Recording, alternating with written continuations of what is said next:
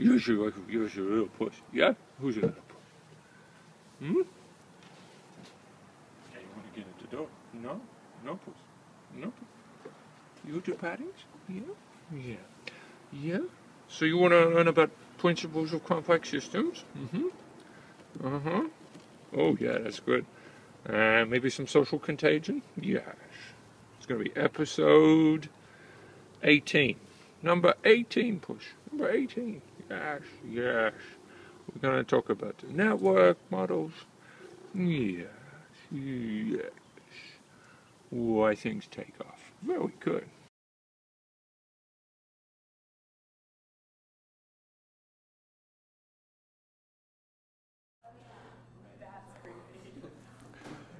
Okay. Talking. So, more about this social contagion stuff, right? These contagion models. Extremely interesting things happen with them. It's again in this realm of what are the stories that come out of these models. We're going to make some pretty simple assumptions about how people behave.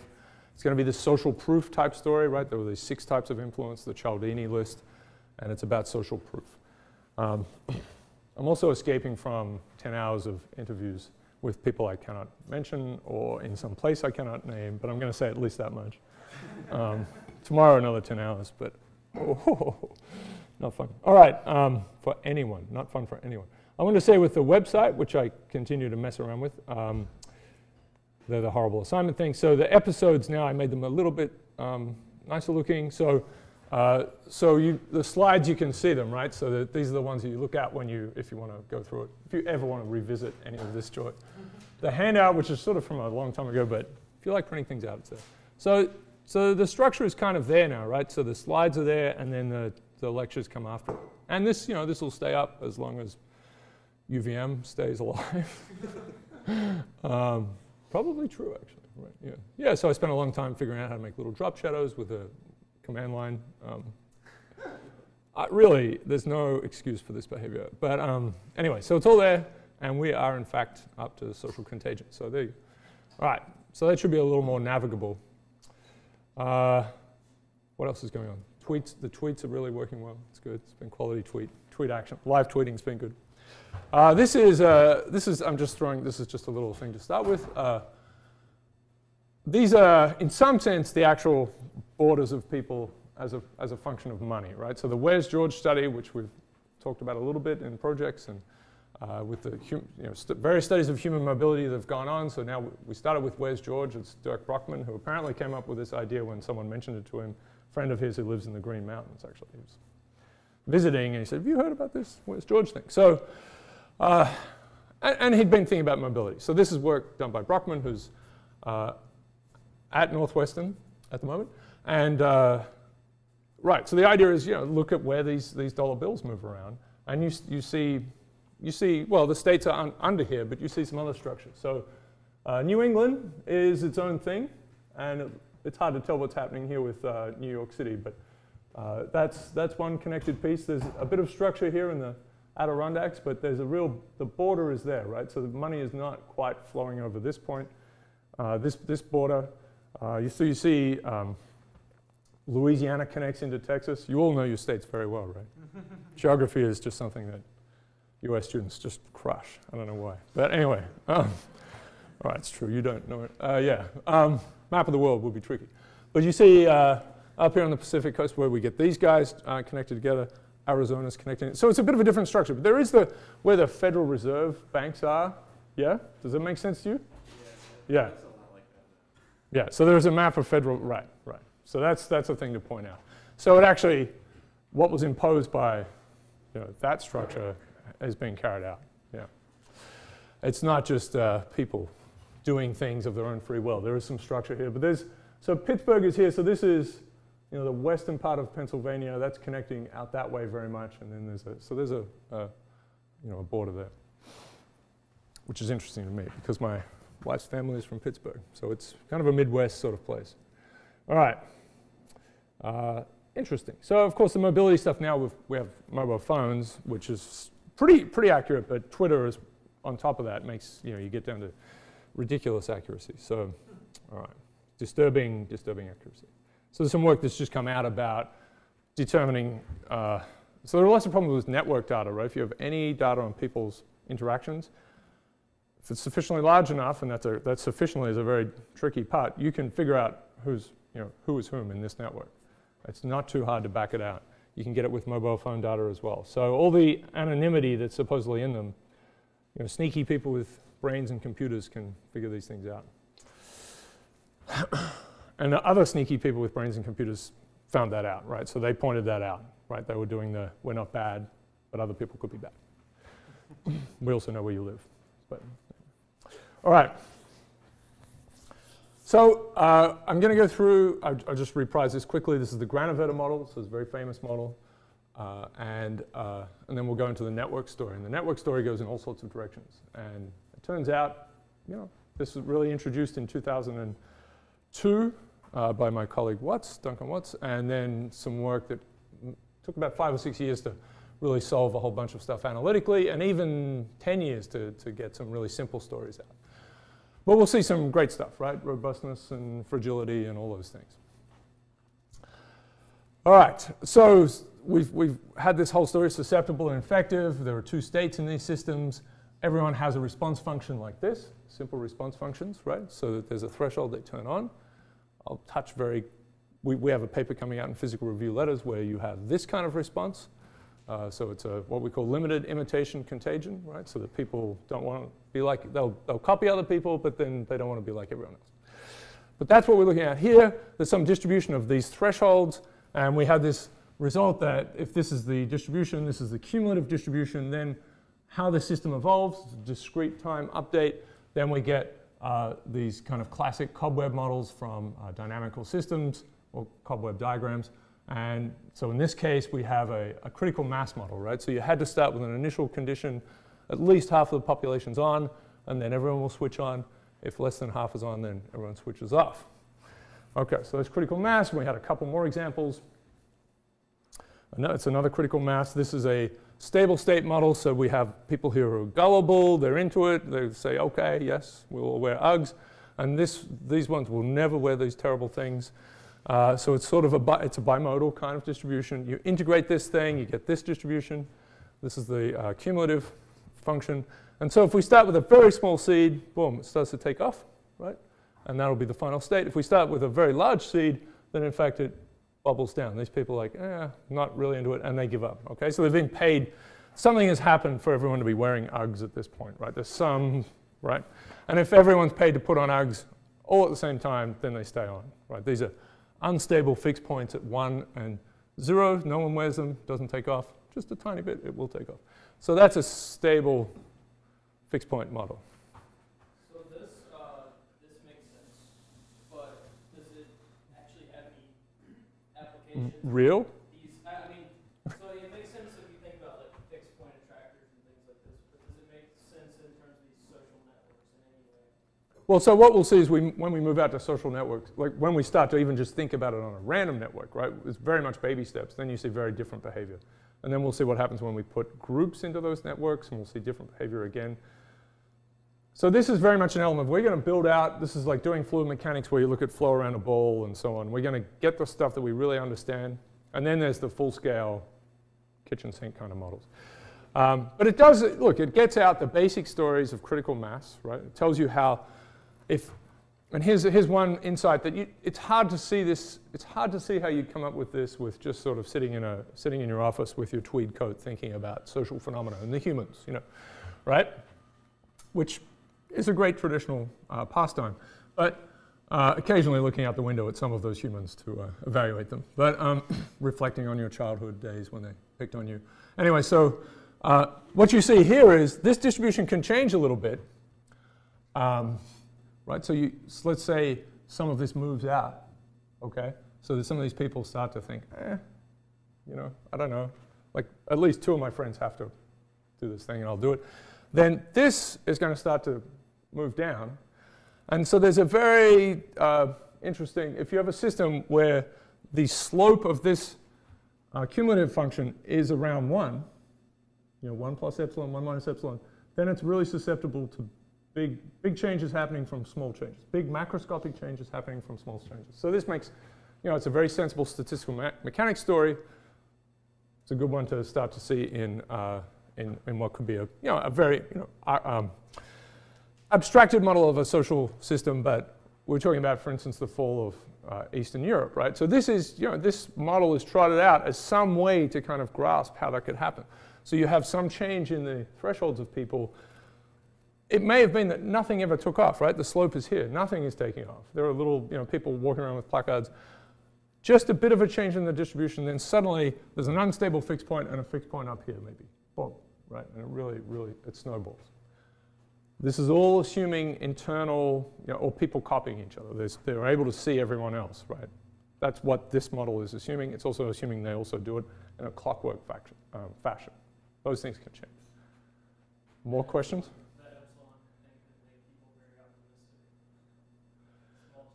Well, so it's really hidden when it's down here. It's very hard. You have to do something. It could, right? And then it could be quite false, because if it's like this, you need to do a lot of work to get the bravery level up. Are there models? I'm sorry, I'll stop. But are there models that say this seems like the opposite of something like an Ising model, where you say you only see 4 neighbors? Yeah. Or you say you have the much larger scope, which obviously also isn't any more true than. Are there models that sit between that and that? Is that what So we're going to go to networks, yeah. Okay. Right, where you see some. Yeah, and so the Ising model is a particular kind of very fixed network, right? I mean, traditionally as it's, but you can run the Ising model on anything, of course.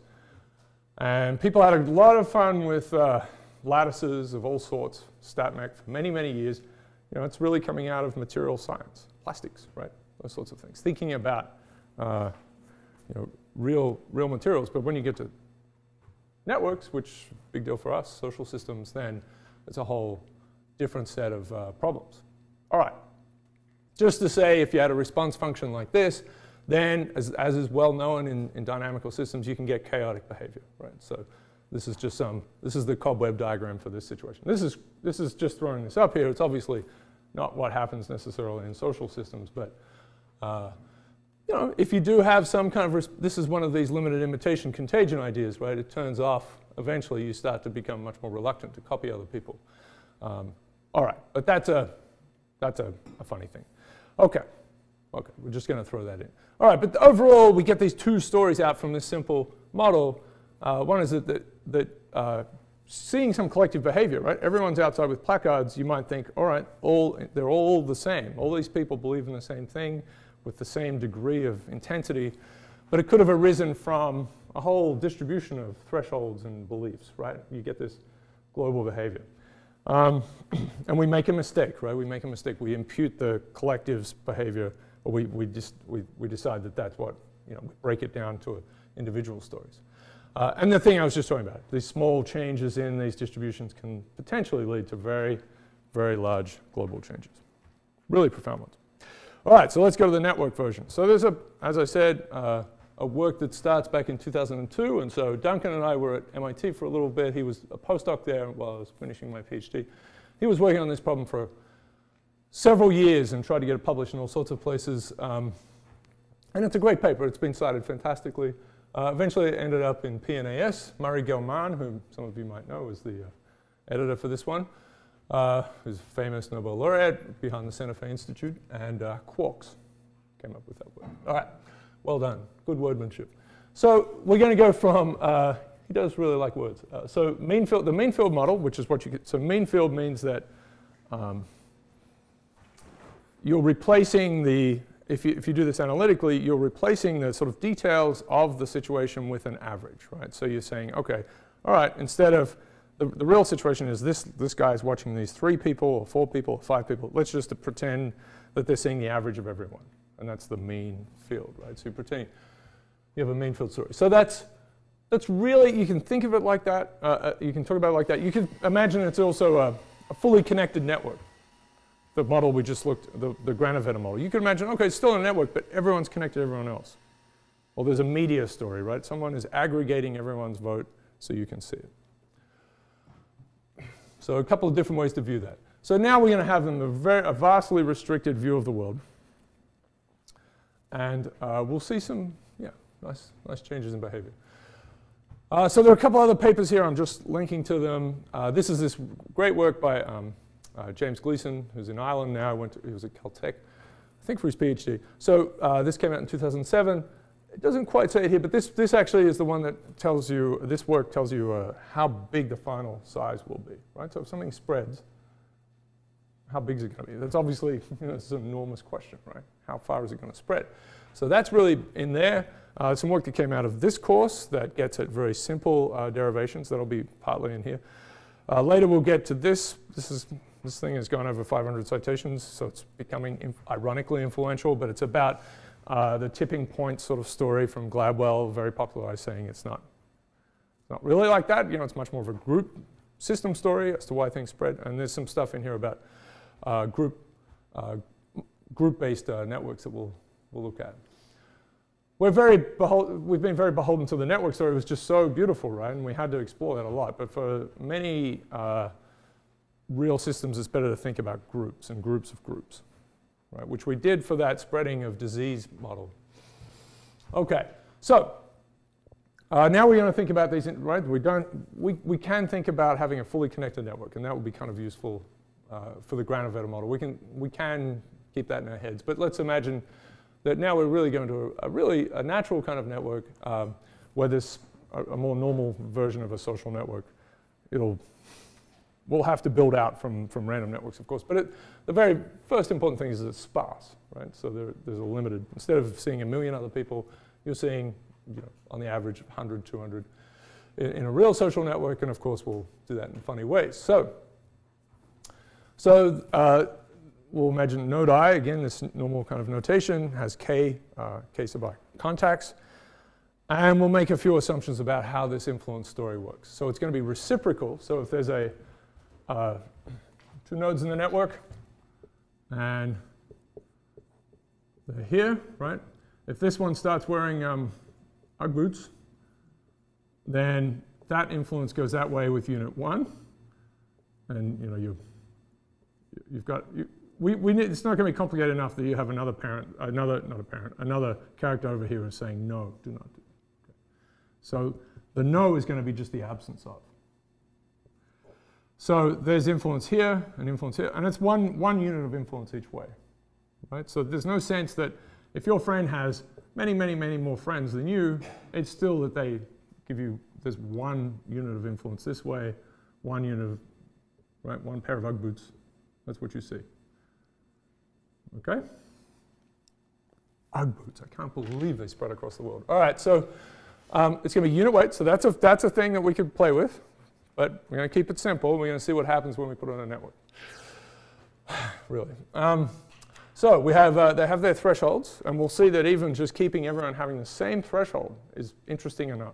Right? And then we can vary the threshold. So the Granovetter model, the big story was to vary the thresholds because there's no other structure to that, right? Everyone is seeing everyone else. So the thing you had to play around with in that was the thresholds. Here we'll see when we put on a network, it's useful enough to just say, let's have everyone have the same threshold, and the network has got the variation, right? The interaction. So unit weight is node weight?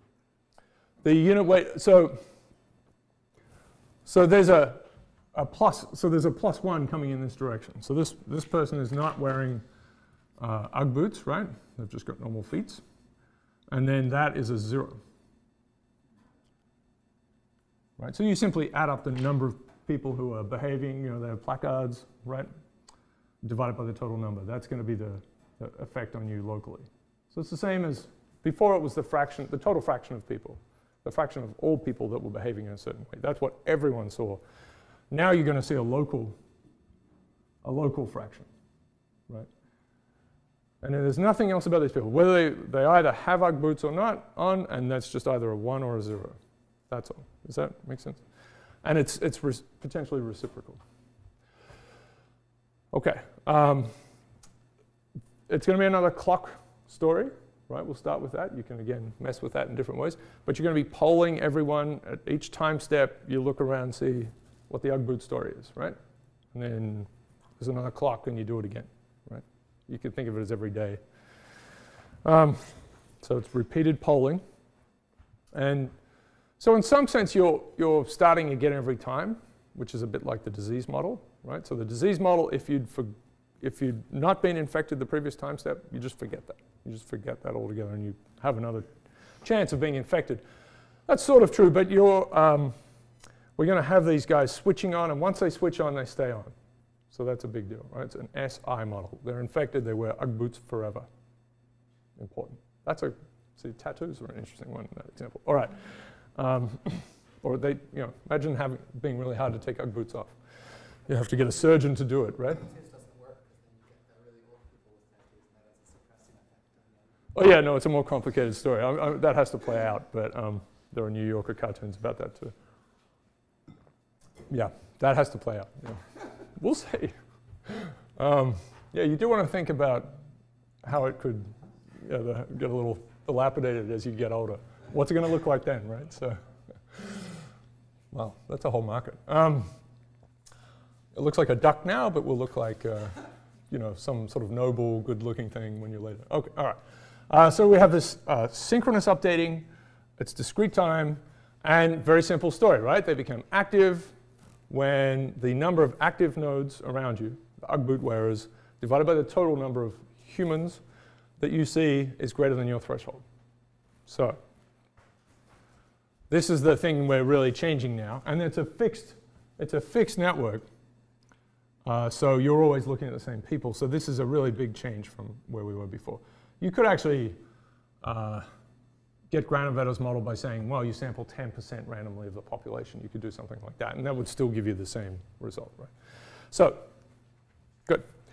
And this is a big assumption. It makes it easier to deal with analytically in some ways, and blah, blah, blah, blah. But so they stay on, right? So this person's on, they stay on. Irremovable Ugg boots. Ugg boots for life. Okay, good. All right? How about that? Okay, so here's a little example, which hopefully actually works. So let's see. So everyone has a threshold now of 0.2. So you can think of that as 1 in 5, if you have 5 neighbors, or 2 in 10, or 3 in 15. And then the in-between ones have some extra behavior, right? So you're happy to switch on. If you've got 10 neighbors, you're happy to switch on when there are 2. If you have 9 neighbors, you're happy to switch on when there are 2, but not 1.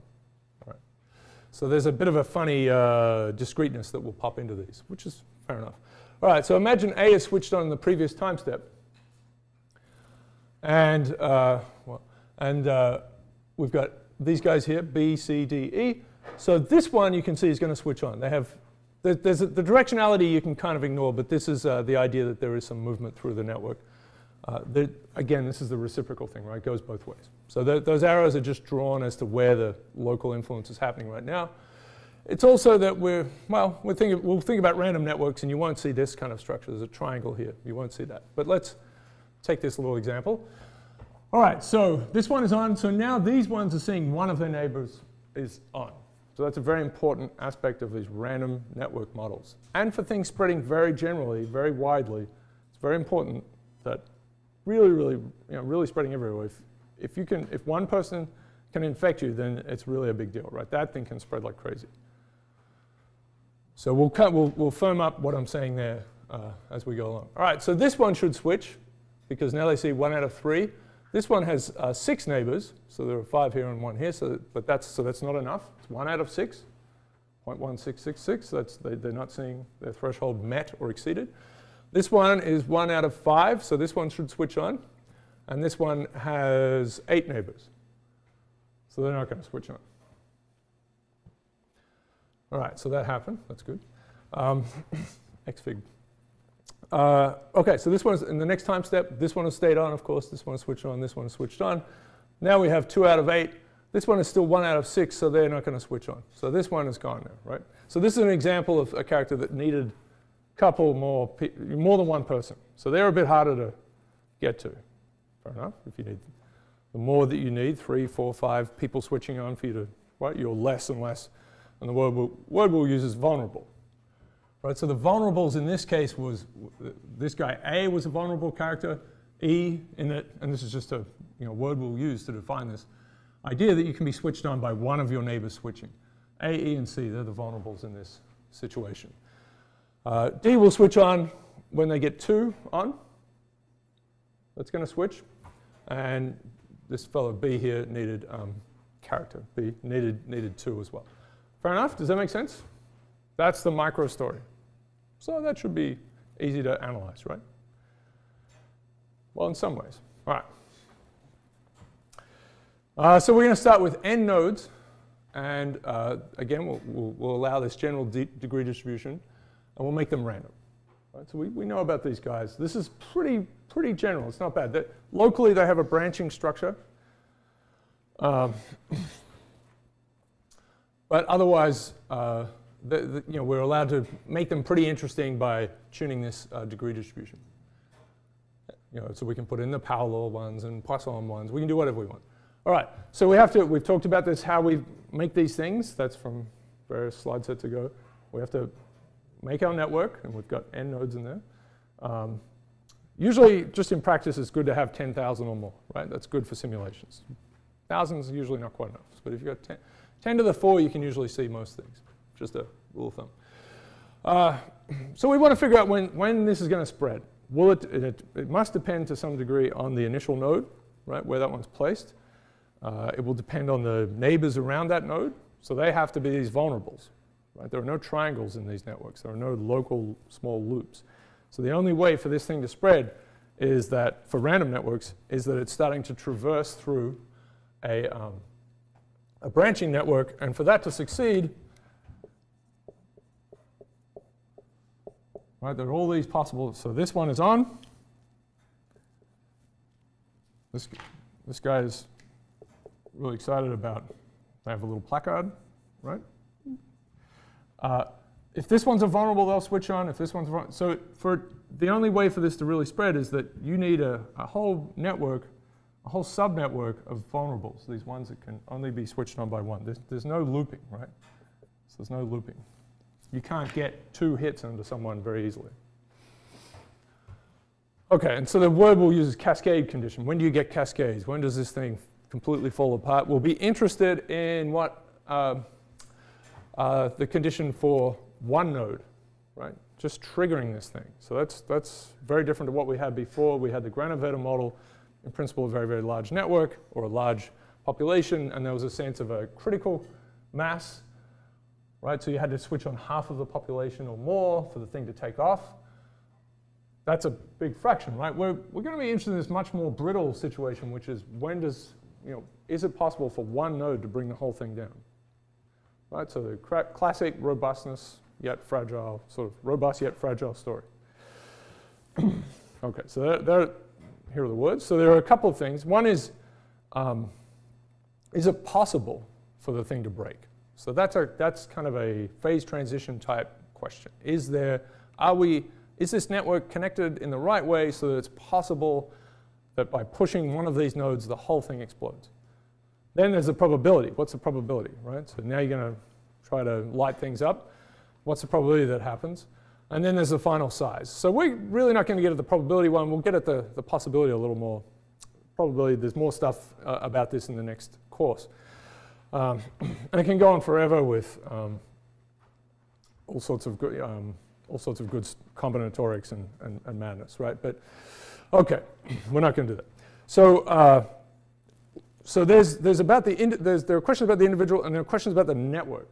So what about the network as a whole, if anything, will make this thing spread or not? Right? So again, this is something we brought up the other day. This is a collective. This is a global, the potentially global measures about the network versus local measures. Okay, let's see if we understand this. So in general, and we're not going to get to all of these pieces, but here's the idea, right? So there's we'll see this pretty well. So there's going to be, so in here, in this piece, imagine this is some sort of representation of some enormous network. There's a little sub-network in here that's connected out into these other regions. And we're going to call this this is a critical component, or the vulnerable component. If you touch anyone in here, everyone else gets infected, or it spreads throughout, because they're all vulnerables. Okay, so the idea is that because they only need one neighbor to switch on, for them to switch on, this is a subset that when touched in any place will go and spread all the way through. So that's the idea of the critical mass is now moved from being a big component to being one individual inside the critical mass. So you light the fire in here, and that's what these little, okay, yes, they're matches. You light it here, and it goes boink, and that becomes the critical mass itself. So this is an extra step down. There's a very bad potential here for things to spread. So if it does reach here, then it's possible that outside of here, so there's a whole network, is this big thing here. This is the final size, potentially. There's a final size that it could reach. And then there's one other piece here, which is called the triggering component. So some of these might not be vulnerable, right? So the first person you exogenously turn on could have thousands of friends, which of course makes them a little more dangerous. But they say they have a friend inside this critical component, inside this vulnerable component, it goes boom, or the critical mass component. It spreads through there and now starts potentially to reach out and get to characters who need 2 or 3 or 4 or 5 hits. So if it spreads through here, and I'll come back to this story. Say we have a node out here that has 2 friends inside this critical component. Once it's spread through there, then 2 of their friends are on, and potentially they switch. How's that feel? So there's this vulnerable or critical mass component now. This is a network story. If you touch anyone, or if you touch anyone who's adjacent to that, right, one step away, this thing will go boom, and then start to infect others. And it could be that the final size is just that critical mass. They can't reach anyone else, right? They're all the vulnerable characters in this connected component. They can't reach out, but possibly it's larger, and we'll see how that varies as a function of network. Right. So is this independent of the phi of the threshold? Well, so the parameters we'll have to start with will be that phi, right? Which could be a distribution, but we'll see that it's interesting enough just to say everyone has the same threshold. And then there's the network itself. And to start with, just looking at pure random networks, the Eder-Shreni ones, and dialing the average degree, the mean degree, will be enough to show us lots of interesting things. Right, so you go from mean degree of 0, so no one's connected, so nothing can spread, to a very high mean degree, so everyone's connected, or very, very connected. You have hundreds of friends. So fix phi and then do the analysis and then change it again. Mm-hmm. Mm-hmm. Right. So we should be able to come up with a condition that contains phi, or the distribution of thresholds even, and something about the network. And there should be so we had this thing for biological contagion, right? The very simple models, not networks or anything, but just the basic mass action principle ones, which could be differential equation based or difference equations, right? The SIR model. And there we got the reproduction number had to be greater than 1. And that's the ratio of the infection probability divided by the recovery probability, or rates. So that was a simple story. So that's the cascade condition there. If that's greater than 1, takes off. Maybe somewhat probabilistically. If it doesn't, it just goes to 0. So we should have some kind of story like that here. Right? We're looking for a condition under which the network with this particular process on top is vulnerable. Okay, so the way to think about it is to follow links. It's kind of tempting to always think about nodes, kind of our story, but it's usually, for a lot of analysis, it's much better to think about links. Okay, so we're going to have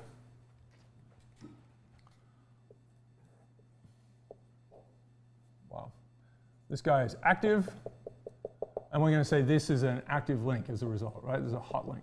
This one's in trouble. So the question is whether this one switches now. And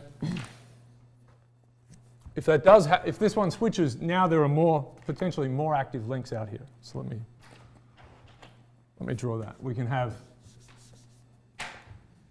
this one's active, and that's an active link, right? This is infected. This one's, again, same case. And maybe we're hitting someone here. This one has a lot of friends, maybe, right? So it's blocked.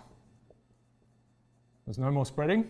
So if this happens or this happens, so there's an infection. And what we think about is then these edges are now active. So in this case, right, so there are zero new active edges. very simple. And here there are 1, 2, 3. So there are 4 new active edges. So depending on what happens, which could be probabilistic, whatever you like, depending on what happens with this node, so in this case it's switched.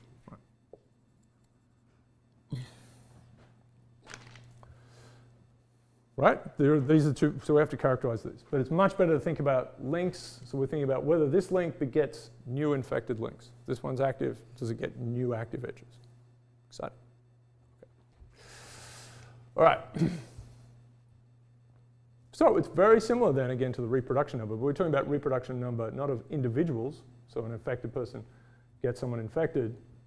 How many new infected people are there? We want to think about whether a link that's coming off someone who's infected, how many new edges does that get in this network? How many new active edges does that create, right? So this is an active edge. It's coming from someone who's infected. There's a transition is really from this edge to these 4 edges. Here it hits a wall, nothing happens. So I'm assuming people have probably extended this to take into account that person with all those friends might have just beat up boots. And so they get... So you go on and then, so this is like perfect for chocolate tastings. Yeah, so you can put in, right, so you put in a response function here of whatever you like, and you should be able to handle it, at least for random networks, you should be able to analytically deal with it. For simulation, go berserk. Yeah. All right. Okay, so we need to do this. We need to understand which nodes can be turned on when only one of their neighbors is turned on. And I've told you what these things are called. So they're vulnerables, and that's this slide. So the most gullible, there you go. So we're going to call these characters vulnerable, and it's a pretty simple condition, right? So if one of your neighbors is on, this used to be A sub I, if one of your neighbors is on, you divide that by your total number of friends, and that's the fraction of people that you see on, right? The ith node has degree k sub I. So if that's greater than your threshold, then you're on. Very simple. So we can flip that around. And if we put k sub I over here, so it means, and phi sub I over here, so that means that k sub I has to be smaller than or equal to 1 over its threshold. So for nodes that have their degree smaller than 1 over their threshold, they will activate. And then we'll put this little rounding down symbol here, right? Because this has to be an integer. So in the case of 0.2, right, 0.2, so then we have, which was the example, this will be a 5. So every node that has a degree, well, 0 doesn't count, but 1, 2, 3, 4, 5, all of those are vulnerables. So in this particular structure, this setup, it's the nodes that are poorly connected that are vulnerables. So that should make sense, right? So they're not seeing enough about the world.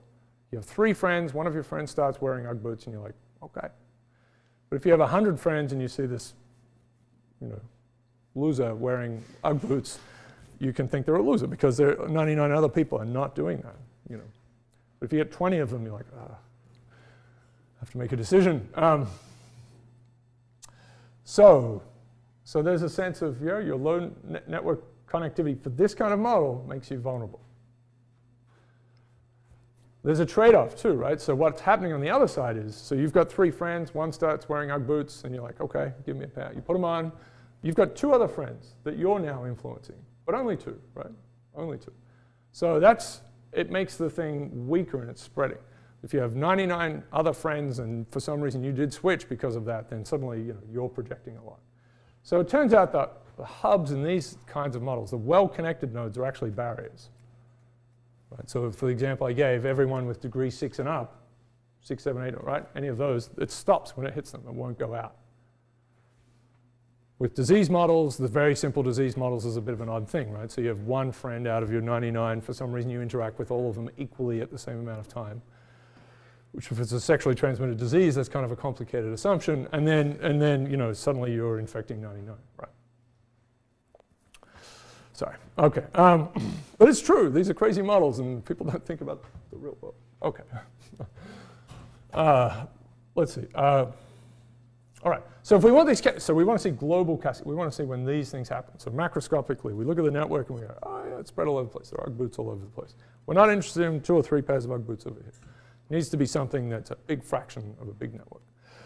So you have to have this, on random networks, this has to be the case. And so this is Duncan's achievement, was to show that you have to have a subnetwork somewhere, and that was the picture I was drawing before, that can be considered a global cluster of vulnerables, meaning that it's macroscopic. You can see it from, let's go back, you can see it from the outside. And that was the idea of this picture.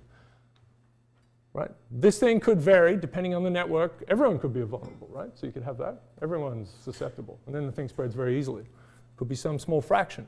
So this thing can dial in and out depending on the thresholds and the kind of network and the thing that's spreading. All right, this is the condition for spreading. You need to have a visible fraction of vulnerables in the network that are connected together. And then they become the critical mass themselves. So there's this two-stage process, right? So we have when we move to the network, so instead of when we had the Granovetter model, there was simply a critical mass model was, well, you have to turn on, for that example I gave you, at least half, and then the whole thing takes off by word of mouth copying kind of thing. Or just imitation, shall we say. In this case, we've opened up to a very nasty other possibility where one node in that vulnerable component, the whole thing spreads to the critical mass, and then that starts to infect everyone else. Right? Then you start to engineer that next stage. But if you miss this critical mass, then nothing takes off. So the critical mass could be quite small, and we'll see that that's very much possible. It could be really, really very small, so it's very hard to hit randomly.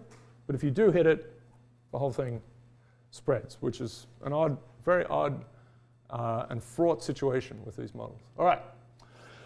So let's see if we can follow a link, right? So we've talked about this case for random networks. So we're just going to jump into the network and randomly choose a link and then run along it to one direction. And if we do that, we know we have this result, right? The probability that the node at the other end of that, at the end of this edge, has degree k is proportional to its degree times the probability of a node having that degree. And that's because there are k ways to get to that node, right? If you look at the whole network, there are k ways to get into that node, so that amplifies. So this is an amplifier, right? If you select by edges, if you select by nodes, you simply get this because that's the definition. If you select by edges and then run randomly along one direction, bump into the node, see how many friends it has. So this is the story where your friends have more friends than you.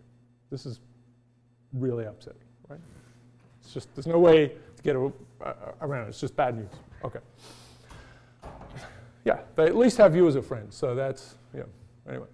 So your friends are more popular than you. So, so there are k ways to connect to a node with degree k, so we have that. So we need to normalize it. The normalization is quite nice because it's really just the average degree, right? We're going to sum over these blobs here, and it's going to be the average degree. So the node that we link to having degree k is equal to, now it's normalized properly. This is the kp sub k part. And the normalization is the average degree, right? So if we summed over this whole thing, I know that notation is not great, but if we sum over this whole thing, then we get an average degree on the top. We get a 1.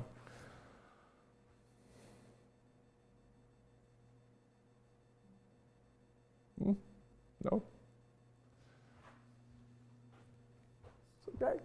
No. So now we have the random directionality, so it's about 50%, right? Like 50% to go right or to the left. Yeah, on this slide, that's what it's about, right? But then we think about we're at a node, and we're going to run out on one of its edges and then go out in this direction. It's the same distribution because they've been randomly wired up in the first place. It's a random network. So you imagine that you randomly wire everyone up, and the chance that here's an edge that one of your edges that gets connected to someone, the chance that that node has degree k is. Right. The first way to think about it is you jump on an edge and then run in one direction. And you could go back and think of this idea of stubs. Break the network apart into these pieces. So what you're going to do is randomly choose one of those guys, and then you're, of course, forced to run in there. Yeah? But once you've connected the network up, you imagine there's a little break in here. You've connected the network up. You're going to run along here. What's on the other end here is randomly chosen. It has been randomly chosen. So its degree having degree k will be equal to this probability. The probability that it has degree k will be equal to this. So it pushes, so you take your degree distribution, multiply it by k, that pushes, you know, if it's, say it's got a hump, then it moves that hump out, or if it's a parallel distribution, it moves it out. Right, so if it's got a k to the minus gamma, now it's been increased by 1, which is a big deal, right? So if it was, you know, the exponent was 2.5, now it's 1.5. It's changed dramatically, right? You've gone from finite mean to infinite mean. Okay, so that's structural, right? That's a structural story. Now we have to look at whether that node gets infected or not. What's the probability that a node gets infected if it has degree k? And so we'll write this as beta sub k. Hopefully I keep that consistent. And we talked about this before. So now we can imagine again, we have a distribution of thresholds, right? So it's f some, so we have it, and it's not connected to the degree in this case. You could do that. But so here's our node. It's got degree k. We select from our distribution of thresholds and attach that to that node. It's made at the start, right? Then the probability that node is vulnerable is, well, you have to integrate from 0 to 1 over k. My God.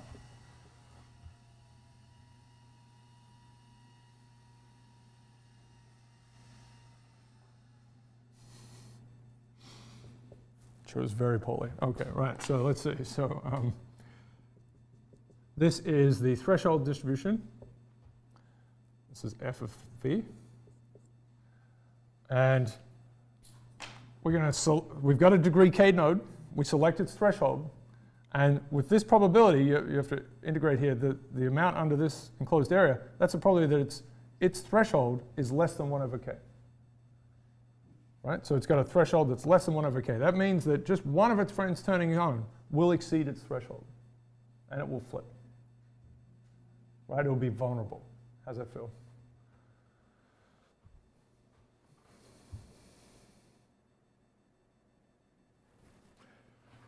So imagine we build our node first, right? It's got a degree k.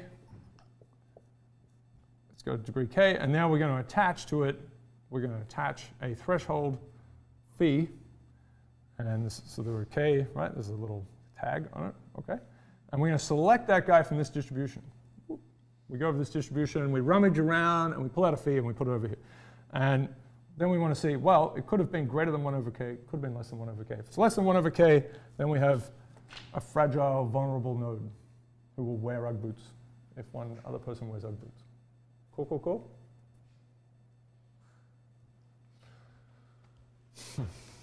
All right. So, and then we go back to our story here. So if it's vulnerable, if it is vulnerable, you get k minus 1 new nodes from an infected. So, right, this active edge comes in, switches it. And in this case, this is a degree 5 node, so there are 4 new active ones. So that's the next piece, right? So we've had what's probably that has degree k, what's probably that it's vulnerable. And then this is the number, if it is switched, these are how many new edges, how many new active edges are created. And it's k minus 1, right? It's not k, because one of them's active, k minus 1 coming out the other side. Oh my God, I totally have a stress fracture in my right foot. Oh my God. Okay, so k minus 1 new outgoing active links, good words. So if it's not vulnerable, then you get this case, and nothing comes out. Okay? No new guys, and it blocks it. So we can put this together in a little equation-y thing, and that's the next slide. So, so this is the, on average, number of active new edges that an active edge anywhere in the network will produce, right? So we go in and we look, we find an active edge. It's coming from an infected node, and it's got a bit of a direction to it, and we want to see how many are created on average. So we're going to call this R. So this could be generalized to all sorts of random networks, ones that have assortativity, ones that have different kinds of in distributions and out distributions and all sorts of other things, directed ones, all sorts of things. Okay, but this is just standard issue random networks, the ones you get when you join the army. Here are your random networks. Eat them. Okay. All this course. Okay, so there are, let's put all these pieces together kind of in a backwards order, and I guess I did that. But this is the probability that this node that you're connecting to on this edge has degree k. This is the probability that it's vulnerable, probably that it switches, and this is the number of new nodes that come out as a result, new edges that come out as a result, k minus 1, new active edges. On the other hand, there's probably 1 minus beta k that you don't switch it on, and then, of course, you get 0 new ones, right? So these things add up. These are weightings in here, but these other probabilities add up. You can add these things together, and it's all normalized. So this is success and failure. So this whole thing vanishes. Boink, goes away. The sum applies to the whole thing. I guess that's okay. All right. Okay. I guess it should be big square brackets, but there's a limit. Okay, so this thing vanishes, and we end up with this piece. Now, you can get to this from different crazy kinds of things, generating functions and so on. But it's nice to keep it in this structure, at least, where you can see what the different components are. This is the new number of edges that are infected, probably that it switches on, probably that it's vulnerable, and the probability that it's degree k. So in principle, the sum is now from k equals 2 to infinity, because k equals 1 guys don't count, right? Because they don't transmit anyone. You can infect them, but they're a dead end. They don't infect any. Fine. So the question is this gain ratio, so it's an R, it's a reproduction number, is it greater than 1? And that's the story, right? So if it's equal to 1, it's a borderline case, and you sort of get a tenderly spread through the whole thing. But if it's greater than 1, it's exponential takeoff. Boom. And so that's our cascade condition for these simple things. Yes? There are nodes that have that need greater than 1 over k to switch on. But will it get switched on eventually? Maybe. So they might. It depends on the network. Is that ignored here? So that's ignored because this is about the whether there's, on average, a potential for takeoff in this network. So it's an interesting criteria. So it means that there is somewhere in this network there's a sizable enough amount of vulnerable nodes that if you switch one on, there's a gain. And then you have all these guys out here potentially connected in some way that might not be vulnerable. Yeah.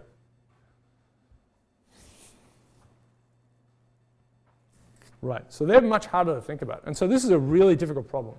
In fact, it was sitting there for many years, and we thought about it. I don't know, a lot of people thought about this. But the idea that, so it turns out there's a beautiful way to think about it. And we'll get to that. I mean, it's really fantastic work. I thought this was sort of almost impossible to do, but it's Gleason's work. Yeah, so this one might need 2 or 3, but it could be that this node over here only switches on when someone who needs 2 edges on will switch on, and they impact this one, right? So there's this, very much cascade is the right word here, right? There's a cascading. There's a cascading through the vulnerables. That's one part of it, but there's this bigger potential nastier cascade that's going on. Good? We can actually retrieve some of our older stuff quite nicely. So if we say, well, everyone, now it doesn't depend on your degree, right? We have this idea of it being, quite reasonably, you have this idea of individuals turning on as a function of their degree. So the simple case we have is the low degree ones are vulnerable, high degree ones aren't. But let's make them all susceptible. This is this bad case for biology. So now it doesn't matter if you have 1,000 friends, one can infect you, and then boom, very nasty.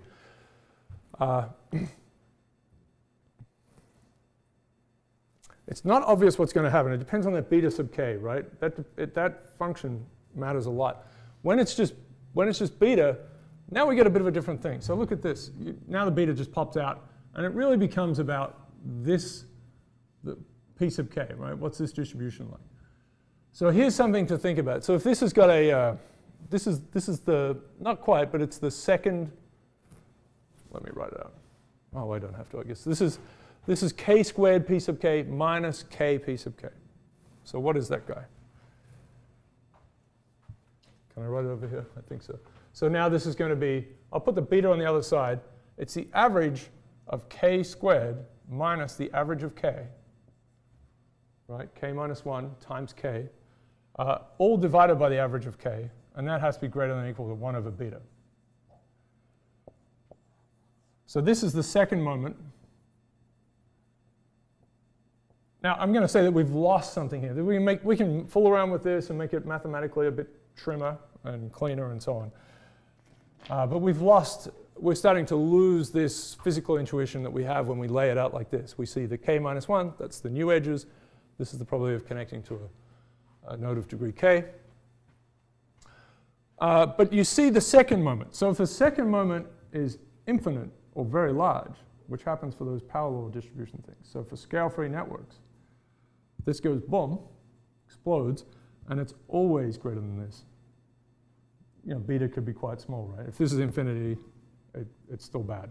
So this was first figured out by Romualdo Pastor Sartoris, who's a he's a postdoc at MIT when I was there in my group and in our group, and he went off. He wasn't doing these things at all, but he went off back. He's in Barcelona and did not try it. He was back in Barcelona and worked on this with Vesmaniani, who's the fellow behind the disease spreading model, the Gleason model, right? It's all connected, yes. So they did a very nice work. It was published in Physical Review Letters, which showed that these scale-free networks, when you have simple disease spreading, always it always takes off on average, right? You could have one just peter out, but they always take off on average.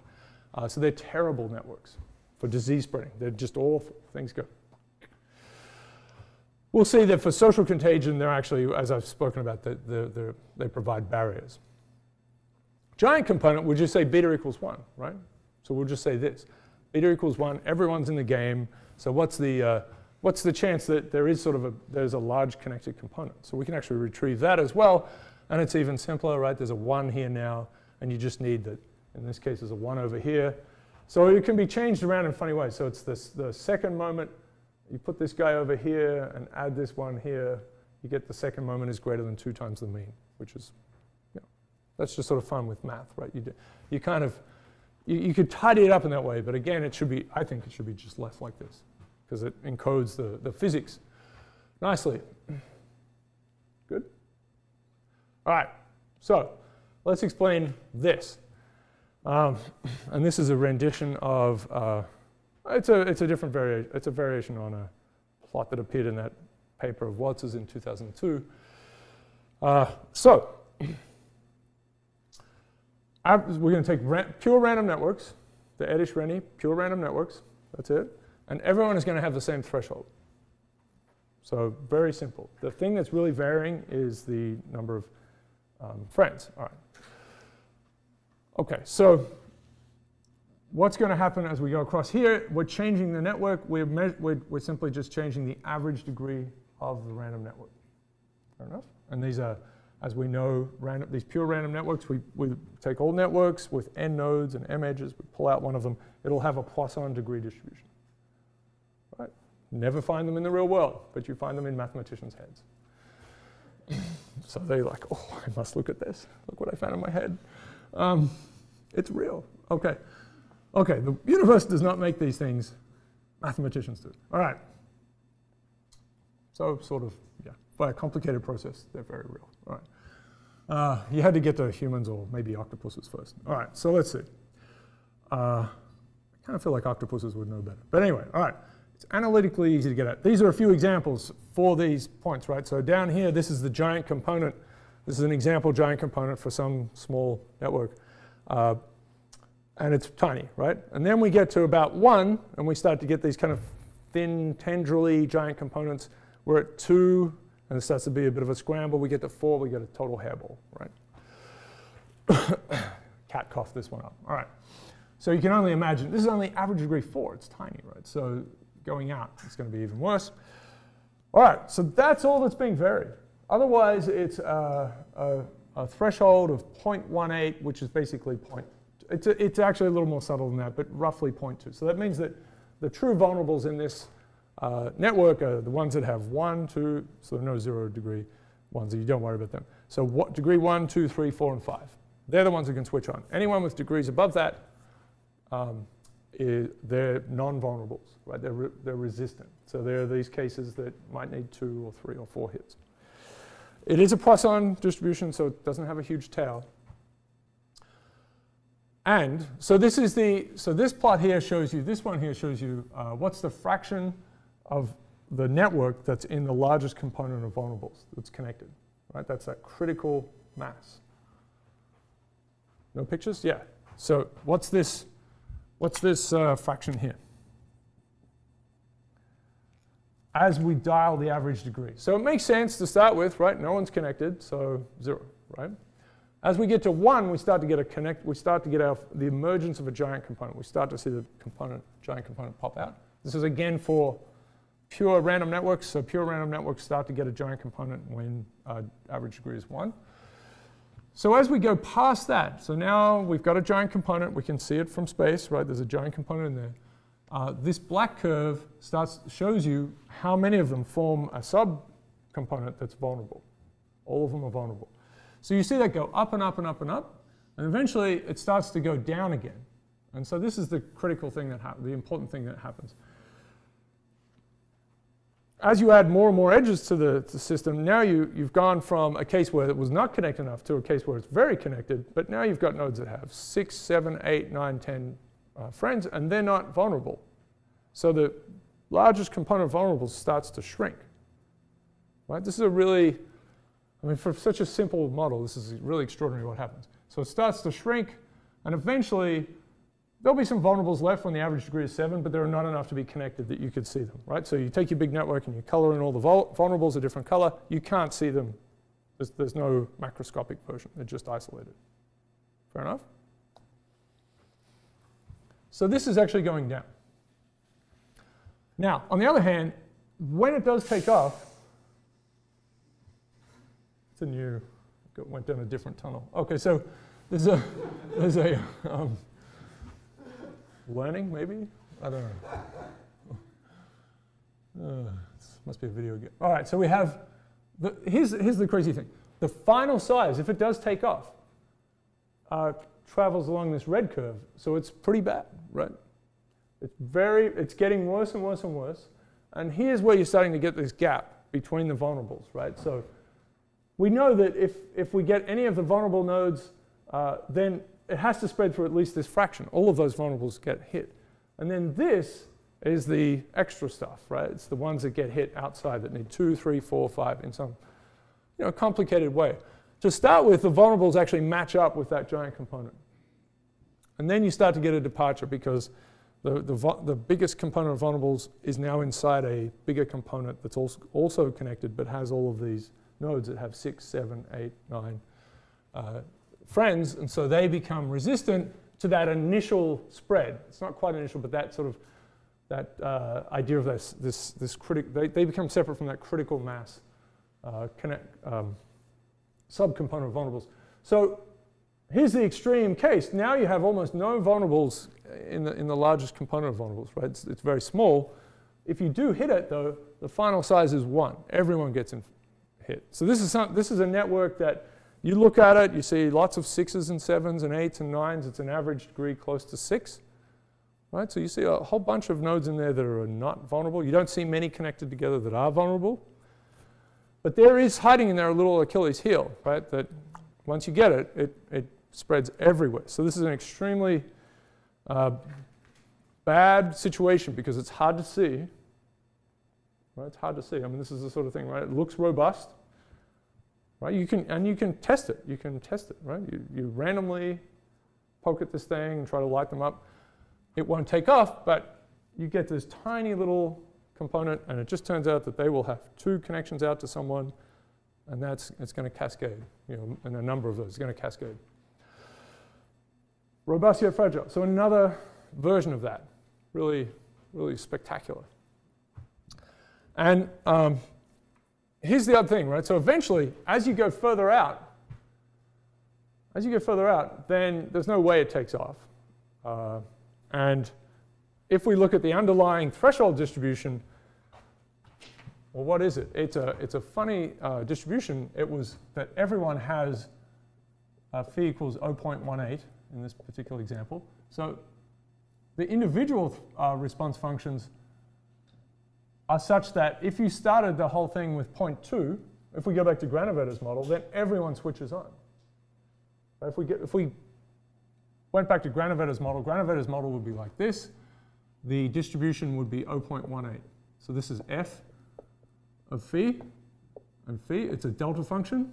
So this is delta, a delta function, right? Everyone has the same thing. And then this is f of phi. This is the integral of that. You integrate along, you go from 0 to 1. And so the cobweb diagram for this thing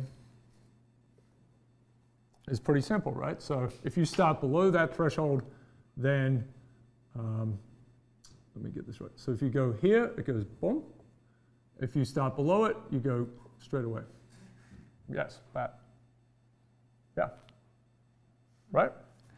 So this never switches on. It's a very extreme critical mass type model, just built in. It's a critical mass model.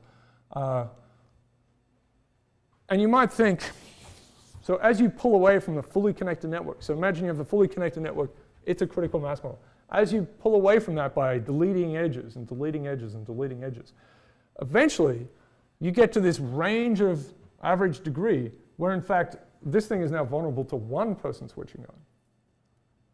That was absolutely not true here. This is a sort of an infinite network, so 1 over n, very, very small, right? You're switching on one node. There's no way it switches on. It never switches on. So this is a fully connected network situation. It's the Granovetter model. You pull away all of the edges, pull them away, pull them away. Eventually, right, so Granovetter is right out here, right, when the average degree is infinite. You pull it all the way down, and it turns out there's a 1 over n situation where just even n can be infinite, but one node turning on can spread all the way through, and there's a very nasty transition right there. Right, you're here, poke the thing, it's fine, lose a few edges, and then. So is the red line the average? The red line is the final size if it takes off. Okay. The average is very different, actually, because the average is going to be much more like this, because most of the time it doesn't take off. So the average is misleading, because the thing is it's actually a bimodal distribution for the final size. Most of the time nothing happens, and then if it does, it's 1. So you could plot that distribution. So that's a good question. So this is C, this is the final size. And to start with, so here's 1. The final size, so if you had kind of a heat map sort of thing, right, it will look like this. Right, either nothing takes off, and then this keeps going. So then this falls down to here. Right, but this becomes more and more thin as you get out to here, meaning that yeah. So if you took a little slice through there, you looked at S this way, you'd see a big spike at 0 and a little spike at 1. Yeah, cool.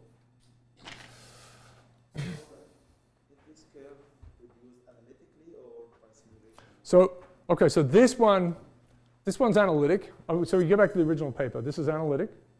There's also another one, which is the probability of switching on that vulnerable component. Because the vulnerable component, right, you turn on anyone in there and it spreads through there, but you can turn on someone who's adjacent to it. So you have to think about that. So there's the vulnerable component, and then there's a little penumbra around it. Oh my God. There's a little, right? There's this area around a periphery that can also switch it on.